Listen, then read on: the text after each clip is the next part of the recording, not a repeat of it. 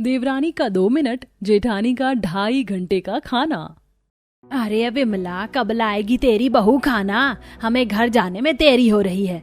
बस लाती ही होगी बहू खाना। पिछले 2 घंटे से हम यहाँ खाने की राह देख रहे हैं। अब क्या मेरे स्वर्ग पहुँचने के बाद तेरी बहू खाना लाएगी? बहू तो मेहमानों के सामने हमारी नाक कटवा कर रहेगी। रिया, जा देख खाना बना कि नहीं। रिया रसोई में आती है जहाँ उसकी भाभी जानकी चिकन बिरयानी बना रही थी। भाभी, बिरयानी बनी कि नहीं? मेहमान लोग भूख के मारे तड़प रहे हैं। हाँ, बस आधा घंटा और, ये चिकन अच्छे से मसाले में मिक्स हो जाए फिर बिरयानी बनकर तैयार हो जाएगी। रिया बाहर आती है। भाभी ने कहा है 30 मिनट और लगेंगे खाने में। अरे वो खाना बना रही है, खेत में अनाज उगा रही है, इतनी देर किसे लगती है खाना बनाने में? कमला, विनोद, चलो हम चलते हैं, वरना यहाँ खाने के चक्कर में तुम दोनों को बुढ़ापा आ जाएगा। तीनों उठकर जाने लगते हैं। अरे अरे रुकिए, ऐसे बिना खाए आप मत जाइए, रुकिए। अगर इतनी धीमी बहू हमारे गांव में होती ना, तो 2 उसके पिछवाड़े पर लगाकर उसे सीधा कर देती मैं। चलो कमला, विनोद। सुजाता और उसके परिवार वाले वहां से चले जाते हैं। बहू ने तो नाक में दम करके रख दिया हमारे। जब से बहू इस घर में आई है, हमें एक भी दिन समय से खाना नहीं मिल पाया। इधर जानकी रसोई में अपनी बनाई चिकन बिरयानी को चख कर देखती है। वाह, थोड़ा समय लगा पर बिरयानी बहुत ही स्वादिष्ट बनी है। जानकी बिरयानी लेकर बाहर आती है। अरे, मेहमान कहाँ चले गए? गए वो अपने घर, तेरे खाने की राह देखने के बजाय। उन्होंने कहा हम हमारे घर जाकर ही खाना खा लेते हैं। पहली बार हमारे घर से कोई मेहमान बिना खाए गया है। बहू, हमेशा तो तू लेट बनाती है खाना, कम से कम आज तो जल्दी बना देती खाना। ससुर जी, मैं क्या करूं, अब स्वादिष्ट खाना बनाने में इतना ही समय लगता है। अरे तो तुझे किसने कहा था बहू कि एकदम ही स्वादिष्ट खाना बना? यहाँ क्या तेरे लिए तालियां बजती थी क्या? ऐसे ऐसे ऐसे सब जानकी को बुरा भला कहने लगते हैं। असल में जानकी रसोई में खाना 2.5 घंटे तक ही बनाती है। अगले दिन, बहू आज खाने में चिकन टिक्का बना दे। विमला और उसके परिवार वाले रोज चिकन खाते थे। जी माँ जी, मैं सबके लिए नाश्ता लेकर आती हूँ। अरे नहीं भाभी, आज मैं नाश्ता नहीं करूंगा। आज तो मैं चिकन टिक्का ही खाऊंगा। अगर मैं नाश्ता कर लूंगा तो फिर चिकन टिक्का नहीं खा पाऊंगा। दोपहर के 2 बजे जानकी रसोई में चिकन टिक्का बना रही थी और बाहर सब बैठे खाने की राह देख रहे थे। माँ, कब आएगा खाना? भूख के मारे पेट में चूहे दौड़ रहे हैं। चिकन टिक्के का सुनकर मैंने सवेरे से कुछ नहीं खाया। ये बहू के 2.5 घंटे पता नहीं कब खत्म होंगे। अरे बहू, इधर आ। जानकी बाहर आती है। बहू, कब बनेगा खाना? माँ जी, अभी तो 1.5 घंटा और लगेगा। क्या? बहू, तेरे अंदर फुर्तीली है कि नहीं? इतनी देर तक कौन खाना बनाता है? माँ जी, मैं अकेली हूँ और मुझे इतने सारे लोगों के लिए खाना बनाना पड़ता है। अब स्वादिष्ट खाना बनाने में समय तो लगेगा ना। जानकी रसोई में चली जाती है। करीब 1 घंटे बाद, माँ, अब बर्दाश्त नहीं होता मुझसे। अब आप मेरी भी शादी करवा दीजिए। इस घर में 2 बहुएं आ जाएंगी ना, तो हमें समय से खाना मिल पाएगा। भाई ठीक कह रहे हैं माँ। दूसरी बहू तो इस घर में आएगी, पर बड़ी बहू की तरह सुस्त और धीमी नहीं, बल्कि चतुर और फुर्तीली बहू आएगी, जो हमें समय रहते खाना बना कर देगी। कुछ दिन बाद विमला अपने छोटे बेटे अनुज की शादी एक गोरी सुंदर मॉडर्न अमीर लड़की निशा के साथ करवा देती। शादी के दूसरे दिन सवेरे सब घर के हॉल में बैठे थे, पर निशा वहां नहीं थी। अनुज, निशा बहू कहाँ है? माँ, वो पार्लर गई है अपना मेकअप करने। क्या? तभी निशा मॉडर्न कपड़ों में घर आती है। बहू, तू सवेरे सवेरे पार्लर क्यों गई थी? माँ जी, मुझे अपनी स्किन की बहुत फिक्र है, इसलिए मैं हमेशा अपनी स्किन का ख्याल रखती हूँ। जो भी हो निशा बहू, आज से तू घर में दोपहर के खाने की व्यवस्था करेगी और जानकी बहू रात के खाने की व्यवस्था करेगी, समझी? चलो अब घर के बाकी काम करो। दोनों घर के दूसरे काम करने में लग जाते हैं। माँ जी ने कहा है दोपहर में बटर चिकन तंदूरी बनाना है। चलो मैं इसका पेस्ट और मसाला कमरे में बैठकर तैयार कर देती हूँ। दोपहर का समय। निशा बहू, जा खाने की व्यवस्था कर दे, सब आते ही होंगे। तभी सब घर आ जाते हैं और निशा रसोई में जाती है और अपना बनाया मसाले का पेस्ट और चिकन बटर सब पानी में डाल देती है, जिसके बाद 2 मिनट में ही बटर चिकन तंदूर बनकर तैयार हो जाता है। चल निशा, जल्दी बाहर निकल, वरना इस चूल्हे की आग और यहाँ का पोल्यूशन तेरी स्किन को काला कर देगा। निशा रसोई से बाहर आती है। क्या हुआ बहू, तू बाहर क्यों आ गई? माँ जी, खाना बन गया। क्या? 2 मिनट में ही खाना बन गया? विमला, कहीं मैं सपना तो नहीं देख रहा हूँ ना? वाह वाह निशा, तुम तो बड़ी तेज हो। लगता है अब हमें इस घर में समय से खाना मिल पाएगा। वाह बहू, तू तो बड़ी फुर्तीली है, इतनी जल्दी तूने खाना बना लिया। देख जानकी बहू, अपनी देवरानी से कुछ सीख। एक तू है जो घंटों तक रसोई में खाना बनाती है और एक तेरी देवरानी है जिसने पलक झपकते ही 2 मिनट में खाना बना दिया। तभी निशा खाना लेकर बाहर आती है और सब जैसे ही बटर चिकन तंदूरी खाते हैं तो पहला निवाला लेते ही सबका मुंह खुला का खुला रह जाता है। क्या हुआ बहू, ये क्या बनाया है तूने? इसमें तो ना नमक है, ना मिर्च है, ना किसी तरह का कोई स्वाद। बिल्कुल बेस्वाद है ये खाना। वो जल्दबाजी में ऐसा बन गया होगा। अरे तो बहू, थोड़ा समय लेकर अच्छे से बना लेती। इतनी जल्दबाजी में बनाने की क्या जरूरत थी तुझे?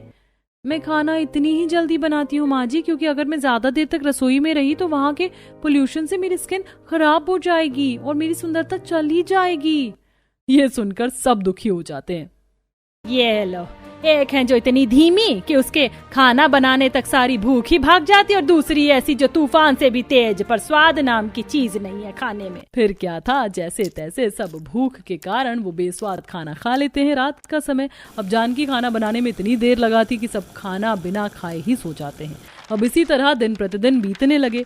निशा सवेरे जल्दबाजी में बेस्वाद खाना बनाती है जिससे परिवार के लोग मजबूरी में जैसे तैसे करके खा लेते हैं और रात को जानकी इतना लेट खाना बनाती है कि सब भूखे ही सो जाते हैं। एक दिन सब घर में थे। बस अब बहुत हो गया, तुम दोनों बहुएं ना एक नंबर की नमूनी हो। नीलेश, अनुज, कैसे भी करके इस घर में एक नौकर ले आओ। अब वही इस घर में खाना बनाया करेगा। बहुएं न ढंग का खाना खिला रही हैं हमें, न चैन से जीने दे रही हैं। 2 दिन बाद घर में एक आदमी भोला नौकर आ जाता है। अब भोला खाना बनाना भी जानता था, इसलिए वो पहले ही दिन सबके लिए बढ़िया सी चिकन बिरयानी जल्दी से बनाता है। वाह वाह वाह वाह, ऐसा लग रहा है कि जीवन में पहली बार इतना स्वादिष्ट खाना खा रही हूँ। वाह भोला बहुत ही स्वादिष्ट खाना बनाया है तूने। अब इसी तरह भोला रोज रोज स्वादिष्ट पकवान बनाकर सबको खिलाने लगा। एक शाम भोला विमला के कमरे में सफाई कर रहा था, तभी खुली हुई अलमारी में भोला को कई सारे सोने के जेवर और कई सारा पैसा दिखाई देता है। इतना सारा पैसा और सोना? तभी भोला सारे जेवर और पैसे लेकर वहां से भाग जाता है। थोड़े समय बाद विमला अपने कमरे में आती है। अरे पैसे और गहने कहाँ चले गए? विमला चीख चीख कर पूरा घर एक कर देती है। क्या वो भोला हम सबके पैसे और गहने लेकर भाग गया? दोनों बहुओं के गहने और पैसे भी विमला के पास ही रखे हुए थे। उस भोला ने तो हमें बर्बाद कर दिया। ये सब तुम्हारी वजह से हुआ है बहुओं। न तुम खाना बनाने में गलतियां करती, न इस घर में भोला नौकर आता और न वो चोरी करता। बहुओं का काम होता है घर परिवार को लेकर चलना, सबका अच्छे से ख्याल रखना, पर इसमें से एक भी गुण तुम दोनों में नहीं है। ये सुनकर दोनों बहुओं को अपनी गलती का एहसास होता है।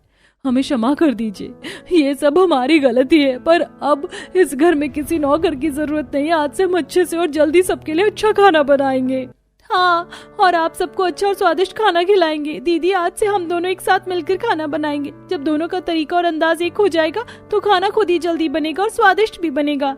उसके बाद दोनों बहुएं मिलकर खाना बनाने लगी, जिसके बाद खाना भी जल्दी बनने लगा और स्वादिष्ट भी, जिसके बाद सब अच्छे से रोज रोज स्वादिष्ट पकवान खाने का आनंद लेने लगे और खुशी खुशी अपना जीवन बिताने लगे।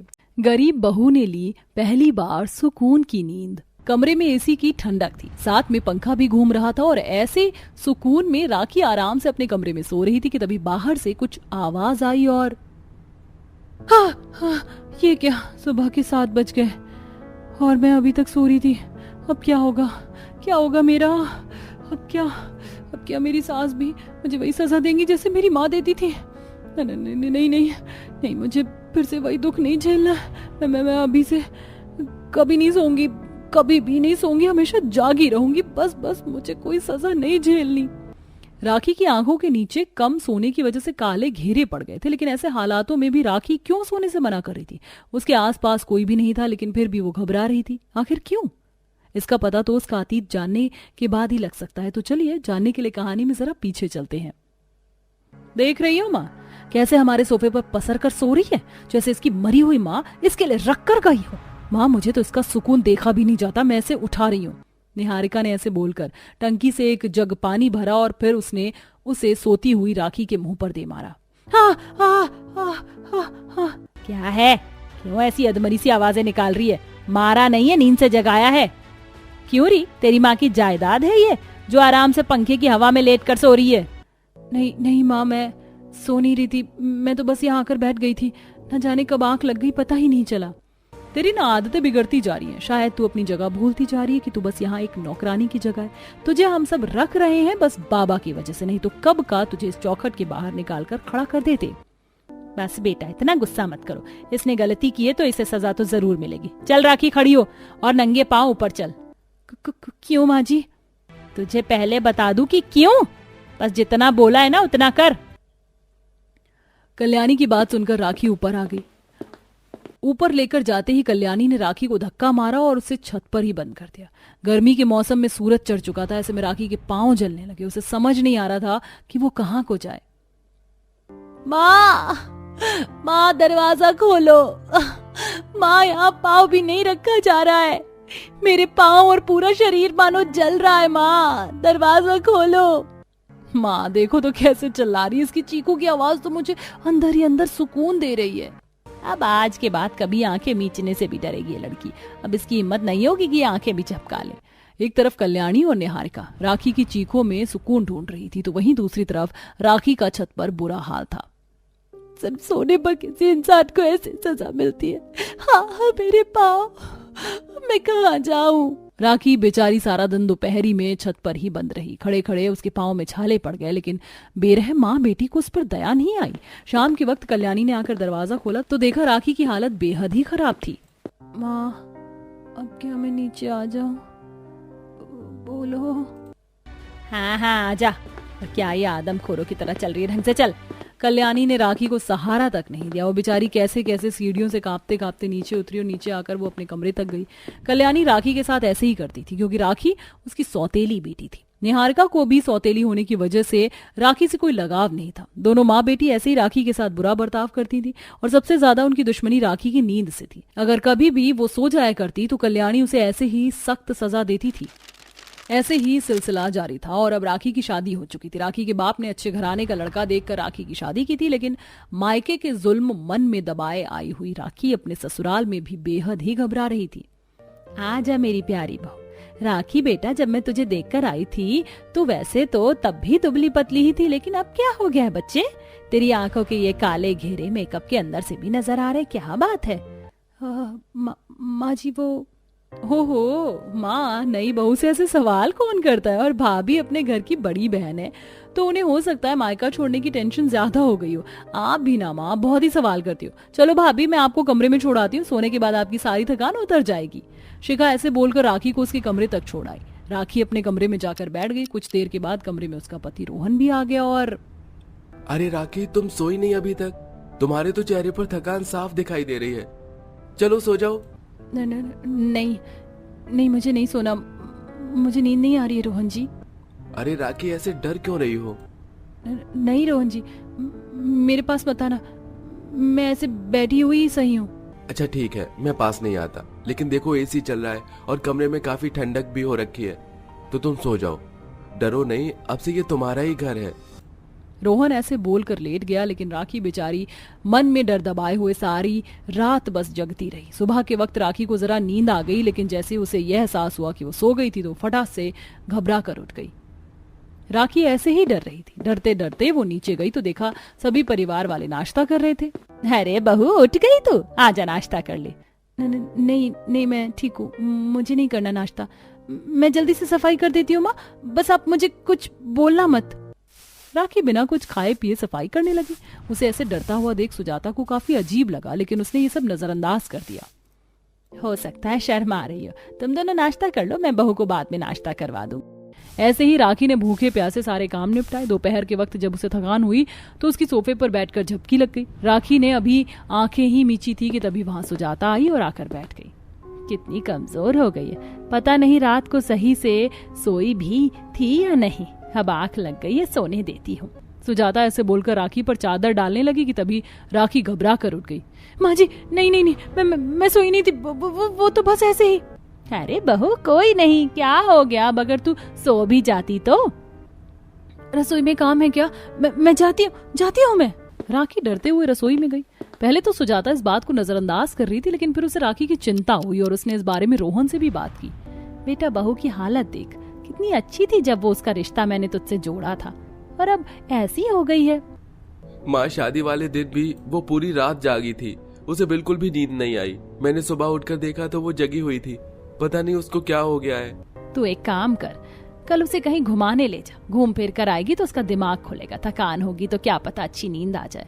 सुजाता की बात को रोहन ने मान लिया। अगले दिन वो उसे घुमाने लेकर गया। वहां भी राखी गुमसुम और सहमी सहमी सी हो रही थी और घर आने के बाद राखी को नींद आ गई और आराम से वो अपने बिस्तर पर सो गई।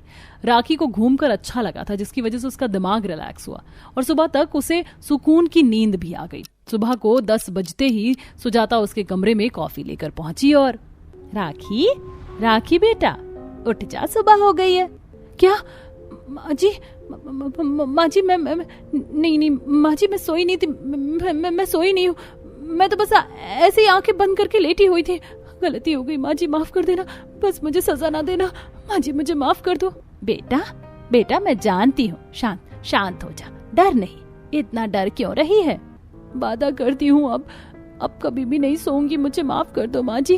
राखी, राखी, राखी चुप, बिल्कुल चुप, शांत हो जा। बेटा क्या बात है, जब से तू यहाँ आई है इतनी डरी डरी सहमी सहमी लगती है। और क्यों नहीं सोएगी तू? बिना सोए भी कोई इंसान चल फिर सकता है। बता तू मुझे बता, किसने तेरे दिमाग में या तो सोने का डर बिठाया है? मैं तेरी सास नहीं, तेरी माँ हूँ। बता मुझे किस वजह से तू इतना घबराती है?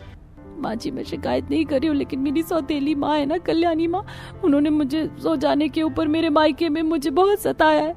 मैं आंखें बंद करूँ अगर उन्हें दिख जाती तो वो गर्मी में मुझे छत पर बंद कर देती थी और सर्दी में ऐसा होता तो मुझे ठंडे बर्फ के पानी से नहलवाती थी।